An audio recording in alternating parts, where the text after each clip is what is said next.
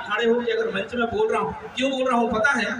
अनुच्छेद 19 में लिखा हुआ है कि आपको बोलने का अधिकार है, आपको रहने का अधिकार है, आप देश में कहीं भी आके रह सकते हैं, आपको पढ़ने का अधिकार है, आपको रोजगार करने का अधिकार है, आपको ये सारे अधिकार आपको संविधान देता है। लेकिन हम चूंकि सब तो पढ़ते हैं, संविधान को नहीं जानते हैं, और ये संविधान प्रदत्त अधिकार अगर हमको नहीं पता होंगे तो हमको आप जो ऐसे हम चिल्लाते रहेंगे, रैली निकालेंगे, ज्ञापन देंगे, इनका कोई अस्तित्व नहीं है, कुछ नहीं है। आप दूसरे समाजों को देखिए, कभी उनके साथ अन्याय होता है, अत्याचार होता है तो कोई ऐसा रैली निकालते नहीं निकालते, जो कुछ हुआ होता है उस घटना का ब्यौरा रखते हैं और उस ब्यौरे को लेकर के एक वकील को पकड़ते हैं, समझते हैं और सीधे जाके थाने में कहते हैं साहब हमारे साथ ऐसा ऐसा हुआ है, आप इसमें FIR दर्ज करिए, धारा ये लगेगी मैं बताता हूँ, अनुच्छेद इसके तहत IPC की धारा कौन सी लगेगी वो मैं बताता हूँ और उनको करना पड़ेगा। ऐसे लड़ाई होती है, ऐसे अपने अधिकारों को रखा जाता है। भीड़ भाड़ में ऐसे यहाँ भाग रहा है कोई वहाँ भाग रहा है, इस तरह से बातें नहीं होती है। ऐसे में हम अपनी लड़ाई नहीं जीत सकते हैं, ऐसे में हमारे हक अधिकार नहीं मिल सकते हैं।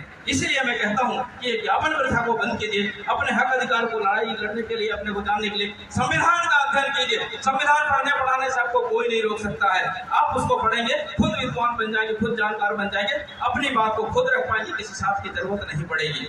इतनी ताकत है। और यही विश्व आदिवासी दिवस है जो दुनिया में मनाया इसलिए जाता है कि जो आदिवासी हैं जो बहुत दूर हैं उनकी शिक्षा की व्यवस्था कैसे हो, उसकी समानता की व्यवस्था कैसे हो। अभी मैं पेपर में देख रहा था कि हमारे जो आदिवासियों की जमीन है वो जमीन को कोई भी नहीं ले सकता जब तक कलेक्टर की अनुमति ना हो। लेकिन मैं कल परसों के पेपर में देख रहा था कि धार जिला के 183 रजिस्ट्री में 84 हेक्टेयर जमीन आदिवासियों को, गैर आदिवासियों को गया है। कैसे गया? क्या कलेक्टर परमिशन दे सकता है? नहीं दे सकता। ये हमारी अज्ञानता के कारण हो रहा है। तो मैं आप सभी लोगों से ये निवेदन करना चाहता हूँ कि ये जो हमारे साथ में, क्योंकि जमीन जब रहेगी ना तो आपके हाथ पैर मजबूत रहेंगे, आप मजबूत हो अपनी जगह। लेकिन जिस दिन आपके पास में जमीन नहीं रहेगी, जमीन पैर पर खिले तो आप जाओगे कहाँ? आज का जो जमाना है आर्टिफिशियल इंटेलिजेंस का जमाना है। इस आर्टिफिशियल इंटेलिजेंस में आपको अगर यहाँ पर अपना अस्तित्व को कायम रखना है तो सारी चीजें जानना पड़ेगा। पढ़ाई बहुत प्रायोरिटी पर है। बाबा साहब भीमराव अम्बेडकर ने कभी कहा था अपने समय में कि भले आधा रोटी कम खा बच्चे के स्कूल जरूर भेजना, और वो इसलिए भेजना कि जिसके पास ज्ञान होता है उसके आगे सब चीज कमजोर है, कोई उसके आगे नहीं है, कोई ताकत उसको हरा नहीं सकती है। और उन्होंने एक चीज और कहा था कि शिक्षा शेरनी का दूध है, जो वो पिएगा वो दहाड़ेगा।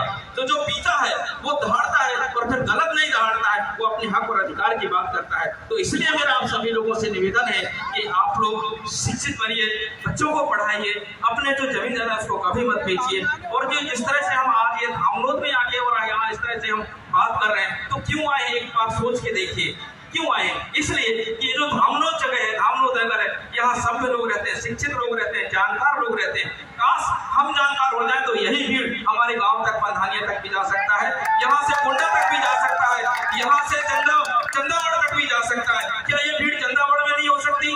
क्या हम ये विश्वादिवासी चंदावड़ में इसी संख्या में नहीं बना सकते थे? बना सकते थे, लेकिन क्यों नहीं बना रहे? इसलिए कि ये जगह है, यहाँ पर अच्छी स्कूल है, यहाँ पर अच्छी व्यवस्था है, यहाँ अस्पताल है, यहाँ मार्केट अच्छा है, सब कुछ मिलता है और इसलिए हम यहाँ आते हैं। अगर हमारे लोग शिक्षित हो जाए, हमारे बच्चे क्या वहाँ रोजगार नहीं कर सकते? क्या वहाँ स्कूल नहीं हो सकता? सब हो सकता है, लेकिन जरूरत है जागने की। बहुत सारी चीजें हैं।